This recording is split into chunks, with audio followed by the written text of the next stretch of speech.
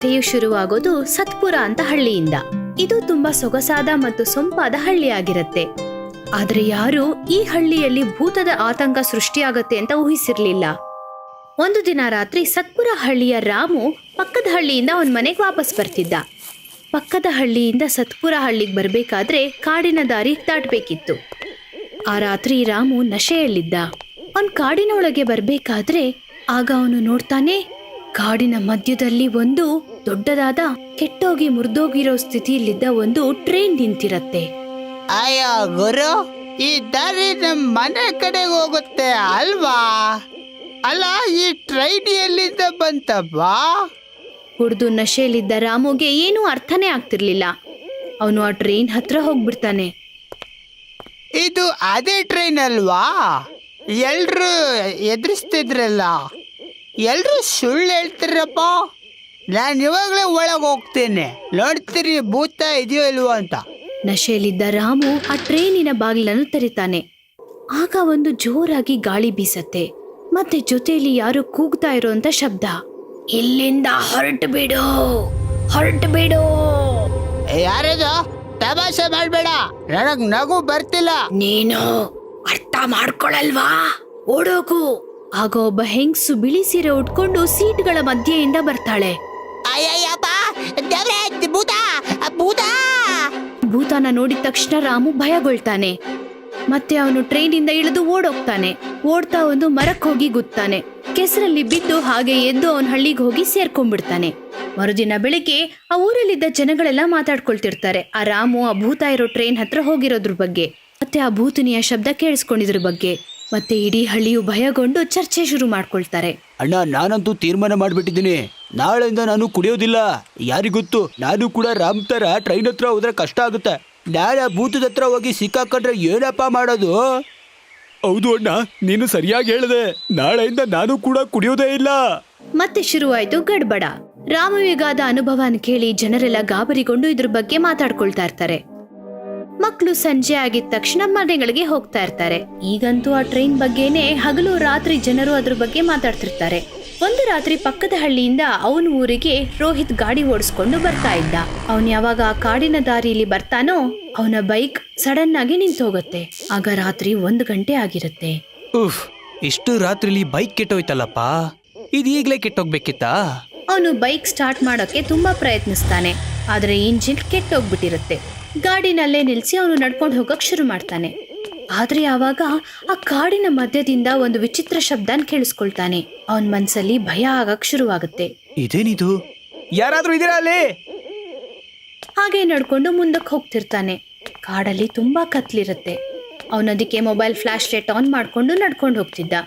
ಸ್ವಲ್ಪ ದೂರ ಹೋಗ್ತಿರ್ಬೇಕಾದ್ರೆ ಮತ್ತೆ ಅವನಿಗೆ ವಿಚಿತ್ರ ಶಬ್ದ ಕೇಳಿಸತ್ತೆ. ಅವನು ಮೆಲ್ಲಿಗೆ ಮರದ ಹಿಂಭಾಗದಲ್ಲಿ ಅವತ್ಕೊಂಡು ನೋಡ್ತಾ ಇರ್ತಾನೆ. ಅವನ ಕಣ್ಣುಗಳು ಆ ಭೂತ ಇದ್ದ ಟ್ರೈನ್ ಕಡೆಗೆ ಹೋಗುತ್ತೆ. ಟ್ರೈನ್ ಹತ್ರ ಇಬ್ರು ನಿಂತಿರ್ತಾರೆ, ಒಬ್ಬ ಪಂಡಿತ ಮತ್ತು ವಯಸ್ಸಾದ ಮುದುಕ. ಇವರಿಲ್ಲಿ ಏನ್ ಮಾಡ್ತಿದ್ದಾರೆ? ಅದು ಕೂಡ ಇಂಥ ರಾತ್ರಿಯಲ್ಲಿ, ಅದು ಕೂಡ ಈ ಟ್ರೈನ್ ಹತ್ರ. ಇಬ್ರು ಏನೋ ಗಾಢವಾದ ಚರ್ಚೆಯಲ್ಲಿ ಇರ್ತಾರೆ. ಮತ್ತೆ ಸ್ವಲ್ಪ ಹೊತ್ತಾದ್ಮೇಲೆ ಅಲ್ಲಿ ಏನು ನಡೆದಿರೋದು ನೋಡಿ ಅವನು ಅಲ್ಲಿಂದ ಹೊರಟ್ಬಿಡ್ತಾನೆ. ಮತ್ತೆ ಫಾಸ್ಟ್ ಆಗಿ ಅಲ್ಲಿಂದ ಓಡ್ಕೊಂಡು ಹೊರಟೋಗ್ತಾನೆ. ಮರುದಿನ ಬೆಳಿಗ್ಗೆ ರೋಹಿತ್ ಅವನ ಹಳ್ಳಿ ಬಸ್ ಸ್ಟಾಪ್ ಹತ್ರ ಇದ್ದ ಅವನ ಗೆಳತಿ ಪ್ರಿಯಾನ ಭೇಟಿಯಾಗಕ್ಕೆ ಹೋಗ್ತಾನೆ. ಪ್ರಿಯಾ, ನಾನ್ ನಿನ್ನ ಹತ್ರ ಒಂದ್ ವಿಷಯ ಹೇಳ್ಬೇಕು ಪ್ರಿಯಾ, ನಾನ್ ನಿನ್ಗೆ ಹೇಳಲೇಬೇಕು. ಅಯ್ಯೋ, ಏನಾಯ್ತು? ಯಾಕೋ ಇಷ್ಟು ಗಾಬರಿಯಲ್ಲಿದ್ಯಾ? ನಿನ್ನೆ ರಾತ್ರಿ ಕಾಡತ್ರ ನನ್ ಬೈಕು ಕೆಟ್ಟೋಯ್ತು ಗೊತ್ತಾ? ಅದಕ್ಕೆ ನಾನು ಅಲ್ಲಿಂದ ನಡ್ಕೊಂಡು ಹೋಗ್ಬೇಕಾದ್ರೆ ನಂಗೊಂದು ಶಬ್ದ ಕೇಳಿಸ್ತು. ನಾನು ಅಲ್ಲಿಗೆ ಹೋದಾಗ ಅಲ್ಲಿ ಇಬ್ರು ನಿಂತಿದ್ರು, ಒಬ್ಬ ವಯಸ್ಸಾದನು ಮತ್ತೆ ಒಬ್ಬ ಪಂಡಿತರು ನಿಂತಿದ್ರು. ಅವ್ರಿಬ್ರು ಆ ಟ್ರೈನ್ ಹತ್ರ ಏನೋ ಮಾಡ್ತಾ ಇದ್ರು ಗೊತ್ತಾ? ಏನು? ಆದ್ರೆ ಯಾರು ಆ ಟ್ರೈನ್ ಹತ್ರ ಹೋಗಿ ನಿಂತ್ಕೊಳ್ಳಲ್ವಲ್ಲ? ನೀ ನಿಜವಾಗ್ಲೂ ಏನಾದ್ರೂ ನೋಡಿದ್ಯಾ? ಹಾ, ನಾನ್ ನನ್ ಕಣ್ಣಾರೆ ನೋಡಿದ್ದೀನಿ. ಹಾಗಿದ್ರೆ ನಾವು ಮತ್ತೆ ಅಲ್ಲಿಗೆ ಹೋಗ್ಬೇಕಾಗಿದೆ. ಯಾರಾದ್ರೂ ರಹಸ್ಯದಿಂದ ಆ ಟ್ರೈನ್ ಅಲ್ಲಿ ಭೇಟಿ ಆಗ್ತಿದ್ದಾರೆ ಅಂದ್ರೆ ನಾವು ಖಂಡಿತ ಅದನ್ನ ನೋಡ್ಲೇಬೇಕು. ಹಾ, ಅಲ್ಲಿ ಏನ್ ನಡೀತಿತ್ತು ಅಂತ ನಾವು ತಿಳ್ಕೋಬೇಕು. ಸರಿ, ರೆಡಿ ಆಗಿರು.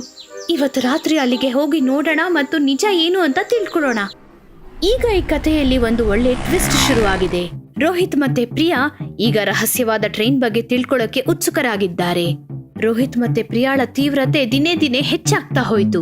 ಅವರಿಬ್ರು ದಿನಾಗ್ಲೂ ಬೆಳಿಗ್ಗೆ ಎದ್ದು ಹಳೆಯದಾದ ಸರ್ಕಾರಿ ಲೈಬ್ರರಿಗೆ ಹೋಗಿ ಹಳೆಯ ಪುಸ್ತಕಗಳನ್ನ ಓದೋದು, ಇತಿಹಾಸದ ಬಗ್ಗೆ ತಿಳ್ಕೊಳ್ಳೋದು ಮತ್ತೆ ಹಳ್ಳಿಯ ಹಳೆಯ ನಕ್ಷೆಯನ್ನು ನೋಡ್ತಾ ಆ ಭೂತ ಇದ್ದ ಟ್ರೈನ್ ಬಗ್ಗೆ ತಿಳ್ಕೊಳ್ಳೋಕೆ ಪ್ರಯತ್ನ ಪಡ್ತಿರ್ತಾರೆ. ಈ ಇತಿಹಾಸದ ಪುಸ್ತಕ ಎಷ್ಟು ದಪ್ಪವಾಗಿದೆ, ಆದ್ರೆ ಅದ್ರ ಟ್ರೈನ್ ಬಗ್ಗೆ ಯಾವುದೇ ವಿಷಯಗಳಿಲ್ವಲ್ಲ. ಏನು ಇದು, ನಿಜಾನಾ ಸುಳ್ಳ? ಭ್ರಮೆ ಆಗಿರೋಲ್ಲ ಪ್ರಿಯಾ. ನಾನೊಬ್ಬ ವ್ಯಕ್ತಿನ ಮತ್ತೆ ಒಬ್ಬ ಪಂಡಿತರನ್ನ ನಾನು ಆ ಟ್ರೈನ್ ಹತ್ರ ನೋಡಿದೀನಿ ಗೊತ್ತಾ. ಅಲ್ಲೇನೋ ರಹಸ್ಯ ಇದೆ. ದಿನ ರಾತ್ರಿ ಅವರು ಆ ಟ್ರೈನ್ ಹತ್ರ ಹೋಗ್ತಿದ್ರು. ಆದ್ರೆ ಟ್ರೈನಲ್ಲಿ ಯಾವುದೇ ಶಬ್ದಗಳಾಗ್ಲಿ ಅಥವಾ ಇಬ್ರು ಪಂಡಿತಗಳಾಗ್ಲಿ ಕಾಣಿಸ್ತಿರ್ಲಿಲ್ಲ. ದಿನಾಗ್ಲೂ ಅವರಿಗೆ ಇದೊಂದು ಯಕ್ಷ ಪ್ರಶ್ನೆ ಆಗಿ ಉಳಿದು ಬಿಟ್ಟಿತ್ತು. ಮತ್ತೆ ಕಾಡು ಇನ್ನಷ್ಟು ದಟ್ಟವಾಗಿ ಹೋಗ್ತಾ ಇತ್ತು. ಆದ್ರೆ ಒಂದು ದಿನ ಪೌರ್ಣಿಮೆ ಆಗಿತ್ತು. ಅವತ್ತು ಚಂದಿರ ಇಡೀ ಬೆಳದಿಂಗಳಲ್ಲಿ ಕಾಡು ಹೊಳಿತಾ ಇತ್ತು. ಚಂದ್ರನ ಛಾಯೆ ಮತ್ತಷ್ಟು ಭಯಾನಕವಾಗಿತ್ತು. ರೋಹಿತ್ ಮತ್ತೆ ಪ್ರಿಯಾ ಇನ್ನೊಂದು ಸಲ ಆ ಟ್ರೈನ್ ಹತ್ರ ಹೋಗ್ತಾರೆ. ಆದ್ರೆ ಈ ಸರಿ ಆ ಟ್ರೈನ್ ಹತ್ರ ಅವರಿಬ್ರು ಮನುಷ್ಯರು ನಿಂತಿರ್ತಾರೆ. ಹೇ, ಅಲ್ಲಿ ನೋಡು, ಅವರಿಬ್ರು ತಿರುಗಿ ಬಂದಿದ್ದಾರೆ. ನಡಿ, ನಾವ್ ಹೋಗಿ ಅವ್ರ ಹತ್ರ ಮಾತಾಡೋಣ ಬಾ. ಅವರಿಬ್ರು ಟ್ರೈನ್ ಹತ್ರ ಹೋಗ್ತಾ ಇರ್ತಾರೆ. ಹೋಗಿ ಅವರಿಬ್ರು ಮನುಷ್ಯರ ಹತ್ರ ಎದುರು ಬದ್ರು ನಿಂತ್ಕೊಳ್ತಾರೆ. ಪಂಡಿತರು ಮಂತ್ರವನ್ನ ಓದ್ತಾ ಇದ್ರು. ಮತ್ತೆ ವಯಸ್ಸಾದ ಮುದುಕ ಧ್ಯಾನವಾಗಿ ಕೇಳ್ತಾ ಇದ್ರು. ನಿಂತ್ಕೊಳ್ಳಿ. ನೀವಿಲ್ಲಿ ಪ್ರತಿದಿನ ಬಂದು ಏನ್ ಮಾಡ್ತಿದ್ರಿ ಅಂತ ಹೇಳ್ತೀರಾ? ಈ ಟ್ರೈನ್ ನೀವು ತಗೊಂಡ್ ಬಂದಿರೋದಾ? ಇಲ್ಲಿ ಏನ್ ನಡೀತಿದೆ? ರೋಹಿತ್ನ ಮಾತುಗಳನ್ನ ಕೇಳಿ ಆ ವಯಸ್ಸಾದ ಮುದುಕಂಗೆ ಬೇಜಾರಾಗತ್ತೆ. ಆದ್ರೆ ಅವರು ರೋಹಿತ್ಗೆ ಏನು ಹೇಳೋದಿಲ್ಲ. ನೋಡಪ್ಪ, ನಾವು ನಿನಗೆ ಏನು ಹೇಳೋದಕ್ಕಾಗಲ್ಲ.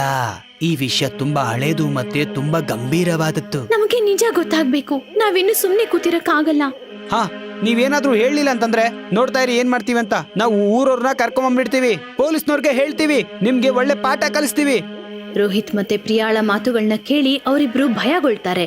ವಯಸ್ಸಾದ ಮುದ್ಕ ಒಂದು ದೀರ್ಘವಾದ ಉಸಿರು ತಗೊಂಡು ಮಾತಾಡ್ತಾರೆ. ಸರಿ, ನೀವಿಬ್ರು ನಮ್ಮಿಬ್ರು ಬಗ್ಗೆ ತಿಳ್ಕೋಬೇಕು ಅಂತಂದ್ರೆ ಹೇಳ್ತೀನಿ. ಈ ಟ್ರೈನ್ ಒಂದು ಜಾದುವಿನ ಟ್ರೈನ್. ಇದರಲ್ಲಿ ಒಂದು ಬಾಗ್ಲಿದೆ. ಆ ಬಾಗ್ಲು ಬೇರೆ ಪ್ರಪಂಚನ ಸೃಷ್ಟಿಸುತ್ತೆ. ಎಂತ ಪ್ರಪಂಚ? ರಾಜ ಕಣ್ಣನ ಪ್ರಪಂಚ. ರಾಜ ಕಣ್ ಅವನು ಸಪ್ತಪುರದಲ್ಲಿ ರಾಜಭಾರ ಮಾಡ್ತಿದ್ದ. ಅವನ ಅರಮನೆಯ ಬಾಗಿಲು ಈ ಟ್ರೈನಲ್ಲಿ ಇದೆಯಪ್ಪ. ಅಂದ್ರೆ ಈ ಟ್ರೈನಲ್ಲಿ ಒಂದು ಬಾಗ್ಲಿದ್ಯಾ, ಅದು ಮಹಲ್ಗೆ ಕರ್ಕೊಂಡು ಹೋಗುವಂತದ್ದು. ಹಾ. ರೋಹಿತ್ನ ಪ್ರಶ್ನೆಗೆ ಆ ವಯಸ್ಸಾದ ಮುದುಕರು ಟ್ರೈನ್ ಬಾಗಿಲನ್ನು ತೆರೆತಾರೆ. ಆಗ ಒಂದು ಚಮತ್ಕಾರ ಆಗತ್ತೆ. ಆ ಬಾಗಿಲು ಒಂದು ದೊಡ್ಡದಾದ ವಿಶಾಲವಾದ ಮಹಲ್ ಅನ್ನ ತೋರ್ಸತ್ತೆ. ಇದನ್ನ ನೋಡಿ ರೋಹಿತ್ ಮತ್ತೆ ಪ್ರಿಯಾಗೆ ಆಶ್ಚರ್ಯ ಆಗ್ಬಿಡತ್ತೆ. ಇದೇ ಆ ಮಹಲ್, ರಾಜ ಕಣ್ಣನ ಮಹಲ್. ಹೇಳ್ಬೇಕಂದ್ರೆ ಈ ಮಹಲ್ ಇದೆಯಲ್ಲ, ತುಂಬಾ ಭವ್ಯವಾಗಿದೆ. ಬೇರೆ ಬೇರೆ ರಾಜ್ಯದ ರಾಜರು ಇದನ್ನ ಪಡ್ಕೊಳ್ಳೋದಕ್ಕೆ ಒದ್ದಾಡ್ತಿದ್ದಾರೆ. ಇದರಲ್ಲಿ ರಾಜನ ಪ್ರಿಯ ಮಿತ್ರ ರಾಜ ಮಯೂರನ ಹೆಸರು ಕೂಡ ಸೇರ್ಕೊಂಡಿದೆ. ಅವರು ಕೂಡ ಇದನ್ನ ಪಡ್ಕೋಬೇಕಂತಿದ್ರು. ಅದಕ್ಕೆ ಅವರು ಕೂಡ ತನ್ನ ಮಿತ್ರನ ಜೊತೆಗೆ ಯುದ್ಧ ಮಾಡಿದ್ರು. ಅದರಲ್ಲಿ ರಾಜ ಕಣ್ ಸತ್ತು ಹೋದ್ರು. ಮತ್ತೆ ಮಯೂರ ಈ ಮಹಲ್ನ ಪಡ್ಕೊಂಡ್ರು. ಅವ್ರು ಹಾಗೆ ಮಹಲ್ನ ಒಳಗಡೆ ಹೋದ್ ಕೂಡ್ಲೆ ಅವ್ರಿಗೆ ರಹಸ್ಯವಾದ ಒಂದು ರೋಗ ಬಂದು ಸತ್ತು ಹೋದ್ರು. ಏನು, ಇನ್ ನಿಜಾನಾ? ಹಾ, ನೋಡ್ತಿದ್ದಂಗೆ ಈ ಮಹಲಲ್ಲಿ ಎಲ್ಲರೂ ಕೂಡ ಖಾಲಿ ಆಗೋದ್ರು. ಮುಂದಿನ ದಿನಗಳಲ್ಲಿ ರಾಜ ಕಣ್ಣನ ವಂಶದವರು ಇದ್ರ ಮೇಲೆ ಯಾರು ಕೂಡ ಕಣ್ಣು ಹಾಕೋದಕ್ಕೆ ಬಿಡ್ಲಿಲ್ಲ. ಈಗ ನಾವು ಆ ಪರಂಪರೆಗೆ ಸಹಾಯ ಮಾಡ್ತಿದೀವಿ. ನಾನ್ ನಿಮ್ ಮುಂದೆ ವಯಸ್ಸಾಗಿ ಇಲ್ಲಿ ನಿಂತಿದ್ದೀನಲ್ಲ, ನಾನು ಕೂಡ ಆ ಕುಟುಂಬದವನೇ. ನಮ್ಮ ಪೂರ್ವಜರು ನನ್ನ ಹತ್ರ ಮಾತು ತಗೊಂಡಿದ್ದಾರೆ, ಸರಿಯಾದ ಸಮಯ ಸಿಗೋವರೆಗೂ ಈ ಮಹಲ್ನ ರಹಸ್ಯ ಯಾರಿಗೂ ಹೇಳ್ಬೇಡ ಅಂತ.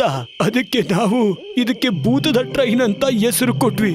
ಯಾಕಂದ್ರೆ ಇದನ್ನ ನೋಡಿ ಅವ್ರು ಎದುರುಕೊಳ್ಳಿ ಅಂತ. ರಾಜ ಕರಣ್ ಮತ್ತವನ ಅರಮನೆಯ ರಹಸ್ಯ ಕೇಳಿ ರೋಹಿತ್ ಮತ್ತೆ ಪ್ರಿಯಾ ಸ್ಥಗಿತರಾದ್ರು. ಒಂದ್ ಸ್ವಲ್ಪ ಹೊತ್ತು ಅವರಿಬ್ರು ಮೌನವಾಗೇ ಇದ್ರು. ಆದ್ರೆ ಅಲ್ಲಿದ್ದ ವಯಸ್ಸಾದ ವ್ಯಕ್ತಿ ಮತ್ತವರ ಪೂರ್ವಜರಿಗೋಸ್ಕರ ಅವರ ನಿಷ್ಠೆಯನ್ನ ನೋಡಿ ರೋಹಿತ್ ಹೋಗ್ಲೋಕೆ ಶುರು ಮಾಡ್ದ. ಇದಂತೂ ನಿಜವಾಗ್ಲೂ ದೊಡ್ಡ ವಿಚಿತ್ರವಾದ ಗಂಭೀರ ವಿಷಯ. ಆದ್ರೆ ನಿಜ ಹೇಳ್ಬೇಕು ಅಂದ್ರೆ ನಿಮ್ಮ ನಿಷ್ಠೆ ನನ್ನ ಮನಸ್ಸನ್ನ ಕದ್ದಿದೆ. ನಾನ್ ನಿಮಗ್ ಮಾತು ಕೊಡ್ತೀನಿ, ಈ ನಿಮ್ಮ ರಹಸ್ಯನ ನಾವಿಬ್ರು ಸುರಕ್ಷತೆಯಿಂದ ನೋಡ್ಕೋತೀವಿ. ಇವತ್ತೇನೆಲ್ಲ ಆಯ್ತೋ ಇದ್ರ ಬಗ್ಗೆ ನಾವು ಯಾರ ಹತ್ರನೂ ಯಾರಿಗೂ ಹೇಳೋದಿಲ್ಲ. ಹಾ, ರೋಹಿತ್ ನಿಜ ಹೇಳ್ತಿದ್ದಾನೆ. ನಾವ್ ಯಾರಿಗೂ ಏನು ಹೇಳೋದಿಲ್ಲ. ರೋಹಿತ್ ಮತ್ತೆ ಪ್ರಿಯಾ ಈ ವಿಷಯನ ರಹಸ್ಯವಾಗಿ ಇಡ್ತೀನಿ ಅಂತ ಹೇಳಿದ್ದನ್ನ ಕೇಳಿ ಪಂಡಿತರು ಮತ್ತೆ ಆ ವಯಸ್ಸಾದ ವ್ಯಕ್ತಿ ದೀರ್ಘ ಉಸಿರನ್ನ ತಗೊಂಡ್ರು. ಪಂಡಿತಜಿ ಮಂತ್ರ ಹೇಳ್ತಿದ್ದಂಗೆ ಆ ಬಾಗಿಲು ಮುಚ್ಕೊಳ್ಳುತ್ತೆ. ಮತ್ತೆ ಎಲ್ಲರೂ ಅವರವರ ಮನೆಗೆ ಹೋಗ್ತಾರೆ. ಮತ್ತೆ ಈ ರೀತಿಯಾಗಿ ಸತ್ಪುರ ಹಳ್ಳಿಯಲ್ಲಿದ್ದ ಒಂದು ರಹಸ್ಯವಾದ ಟ್ರೈನ್ ರಹಸ್ಯವಾಗಿಯೇ ಉಳ್ಕೊಂಡ್ಬಿಡತ್ತೆ.